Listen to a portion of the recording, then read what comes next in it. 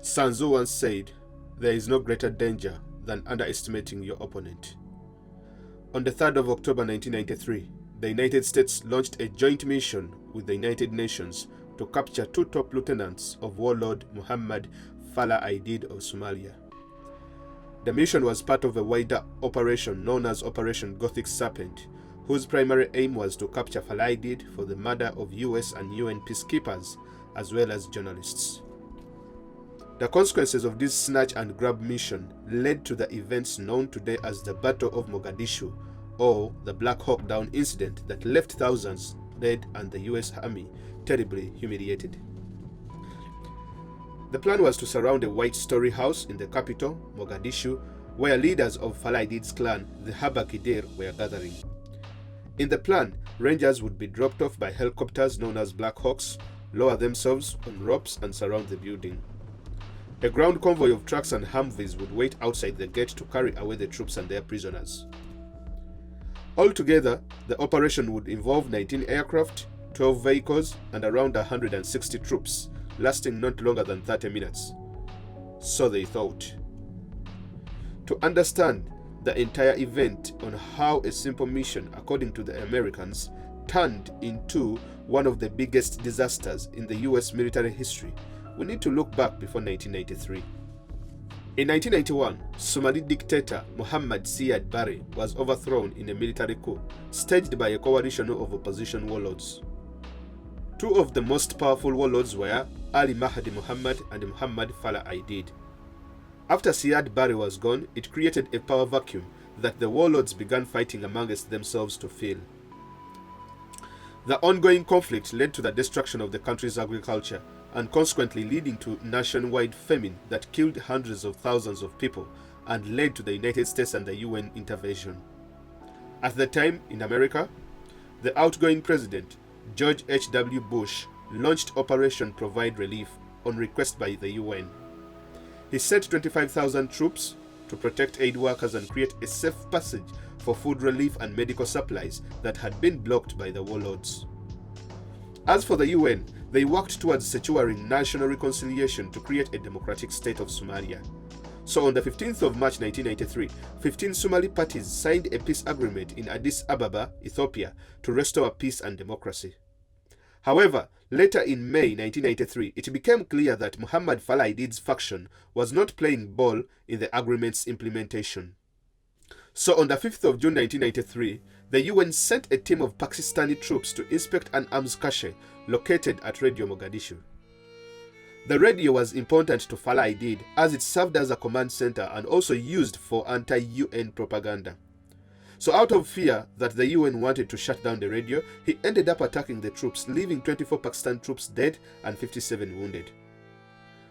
Things escalated on the 6th of June 1993 when the UN Security Council passed Resolution 837, calling for the arrest and persecution of Farah Aidid and his men for the killing and wounding of the peacekeepers. So on the 11th of July, the US received intel from an informer that Farah Aidid will be part of a clan gathering that was to take place on that day. So the US launched Operation Michigan to capture Farah Aidid in the clan meeting, dead or alive. Once the meeting started, the Americans received a signal from the informer to attack. With no warning signal or attempt to surrender offered to the gatherers, Cobra helicopters attacked with missiles and cannons blasting the buildings to bits, killing almost everyone. Those who survived were killed execution style at close range with pistols, according to eyewitnesses. Admiral Ho, who commanded the attack, pronounced it as a victory and satisfied with the results. However, Farah Aidid wasn't part of the gathering. So who did the Americans kill? Well, what happened, clan leaders who included intellectuals, businessmen and elders that were bombed had met to discuss how to pressure Farah Aidid into pursuing peace.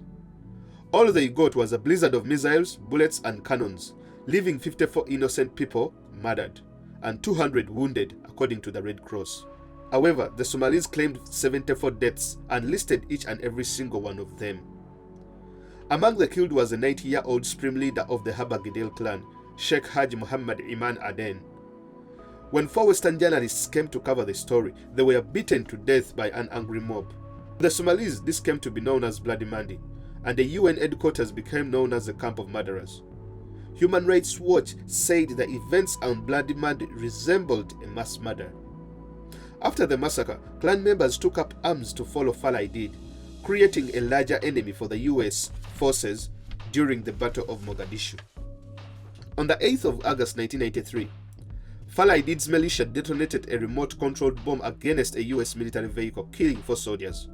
2 weeks later, another bomb injured 7 more. In response, the US President Bill Clinton approved a proposal to deploy a special task force composed of elite special forces units, including 400 Army Rangers and Delta Force operatives. On the 3rd of October, a special ops team was sent into Mogadishu to arrest 2 top lieutenants of Farah Aidid, who controlled the city. Within seconds on arrival, the entire area stirred up like a nest of hornets. Thousands of Somalis poured on the streets, grabbing weapons, running towards the helicopters. They threw up barricades and engulfed ground convoys in firefights.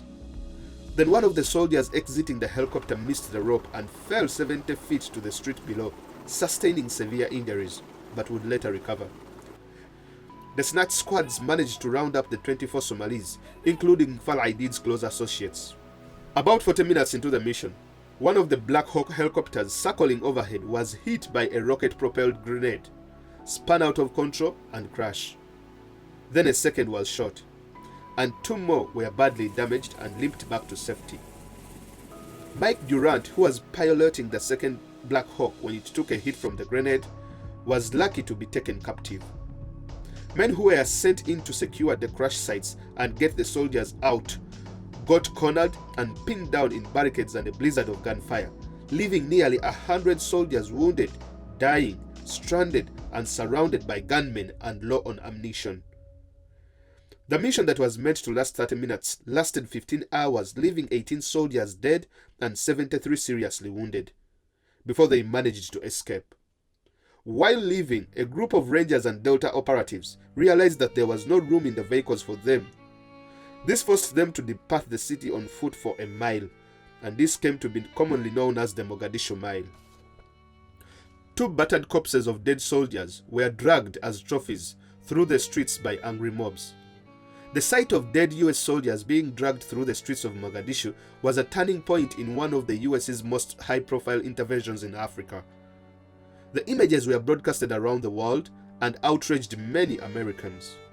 In the aftermath of the battle, Bill Clinton directed to stop all actions by the US forces against Farah Aidid and terminated any US involvement.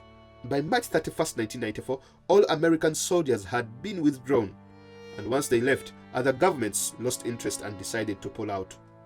After a while, all bodies were eventually recovered through negotiation with the Habagedil clan leaders by the US Special Envoy to Somalia, although they were all in poor condition, one with a severed head. Mike Durant was held for 11 days, tied up with a dog chain, until he was released back to US forces. After spending $4 billion, the UN withdrew in March 1995. Then looters swarmed over the UN headquarters, stripping everything of value. Within a few months, even the foundations had disappeared and nothing was left to mark its intervention except anger and contempt. The Somalis celebrated the victory, though it was won at a cost of 1,000 lives, including civilians and children. However, Farah Aidid himself claimed that 315 civilians and militiamen were killed and 812 were wounded. When America left, Osama bin Laden boasted that the US superpower was weak for withdrawing after losing its GIs in minor battles. Quote, "You left Somalia carrying disappointment, humiliation, defeat, and you're dead with you," bin Laden. The debacle had repercussions around the world on the role of the UN and the US as an instrument of world peace. The US set strict conditions on its involvement in the UN peacekeeping operations. For any involvement, the US had to be satisfied that the vital national interest was at stake. The mission was clearly defined in size, scope, and duration. That there was both sufficient political will behind the mission and an identifiable exit strategy. Hence, the Battle of Mogadishu's graphic consequences was the key reason why the US failed to intervene in later conflicts, such as the Rwandan genocide of 1994 that left 1 million people dead in 90 days. According to the US's former Deputy Special Envoy to Somalia, Walter Clark, quote, "The ghosts of Somalia continue to haunt the US policy. Our lack of response in Rwanda was a fear of getting involved in something like a Somalia all over again. Overshadowed by the death of journalists during Operation Michigan and by the 18 soldiers who died at the Battle of Mogadishu, the number of dead Somalis during Bloody Monday never seemed to matter to anyone. No one was held accountable. It's almost like the incident never occurred. Yet this is the part where the UN and US started losing Somalia, and they didn't even know it. Thank you for listening.